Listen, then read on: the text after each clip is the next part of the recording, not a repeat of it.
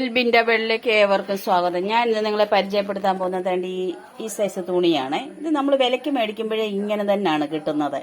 ഇതിപ്പം മിടി തയ്ക്കാം, ഇങ്ങനെ പിള്ളേർക്ക് പാവാട തയ്ക്കാം, ഉടുപ്പ് തയ്ക്കാം, ഇങ്ങനെയൊക്കെയുള്ള തുണിയാണിത്.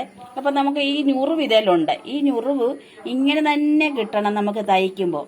അതിനെന്തെടുക്കണമെന്ന് പറഞ്ഞാൽ നമ്മൾ ആദ്യം തന്നെ ഈ ഞുറിവ് ഇട്ടെടുക്കണം. ഇതുപോലെ ഇതിപ്പോൾ ഒരു മിടിക്ക് ഞാൻ തയ്ച്ചു വെച്ചിരിക്കുവാണ്.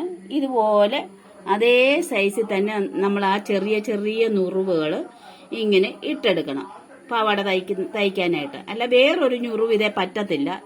ഇവർ തന്നിരിക്കുന്ന അതേ മോഡലിലുള്ള ഞുറിവ് തന്നെ വേണം നമുക്ക് ഇതിടാൻ. അതിനാണ് നമ്മൾ ആദ്യം തന്നെ ഇതുപോലെ ചെറിയത് ഈ അടുക്ക് തന്നെ അങ്ങ് അടുക്കി വിടണം. അന്നേ കിട്ടി, വ്യാഴാഴ്ച കിട്ടി. അപ്പം ഇത് വേണ്ട കുഞ്ഞു ഞുറിവാണ്. ഇത് ഇട്ടെടുക്കാൻ പാടാണ്. പക്ഷെ നമ്മൾ പതുക്കെ ഇങ്ങനെ അടുക്കി വെച്ചും കൊണ്ട് വേണം ഇടണം. ഇതിനു ശേഷം നമുക്കിതേ ലൈനിങ് പിടിപ്പിച്ചുകൊണ്ട് വരാം. അതിന്റെ ലൈനിങ് തുണിയാണ് ഈ കിടക്കുന്നത്. നമുക്കിതേ ലൈനിങ് പിടിപ്പിച്ചുകൊണ്ട് വരാം. ഇതേ അളവിൽ അത്രയും തന്നെ ഞുറിവ് നമുക്ക് ഈ ലൈനിങ്ങിലും ഇട്ടെടുക്കാം. അന്നേരം ഈ പാവാട തന്നെ നമ്മൾ തയ്ച്ചു കഴിഞ്ഞു. നമ്മൾ ഈ ചെറിയ ചെറിയ ഞുറിവ് ഇതിലുണ്ടായിരുന്നതാണ്. ആ ഞുറിവ് തന്നെയാണ് നമ്മൾ എടുത്തിരിക്കുന്നത്. വേറൊരു ഞുറിവ് നമുക്ക് ഇടേണ്ടി വന്നില്ല. തേണ്ടിത് ഈ ഞുറിവ് ഇതെല്ലാം ഉണ്ടായിരുന്നതാണ്. അപ്പോൾ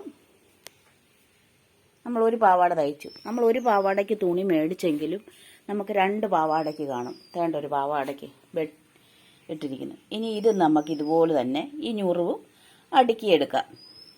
ആദ്യം തന്നെ ഞുറിവാണ് നമ്മൾ ഇങ്ങനെ തയ്ച്ചെടുക്കേണ്ടത്. ഈ തുണിയെ തന്നെ ഉള്ള ഈ സ്വാഭാവികമായിട്ടുള്ള ഈ ഞുറിവ് നമ്മൾ ചെറുതായിട്ട് തയ്ച്ച് ഇങ്ങനെ എടുക്കണം. അപ്പം നമ്മൾ ഒരു പാവാടയ്ക്ക് ഇവിടെ ഇട്ടിട്ടുണ്ട്. അതിൻ്റെ ലൈനിങ് ഉണ്ട്. ഒരു പാവാടയ്ക്ക് തുണി എടുക്കുമ്പോൾ നമുക്ക് 2 പാവാട തയ്ക്കാൻ കാണും. അപ്പോൾ ഈ വീഡിയോ കണ്ട എല്ലാവർക്കും നന്ദി, നമസ്കാരം.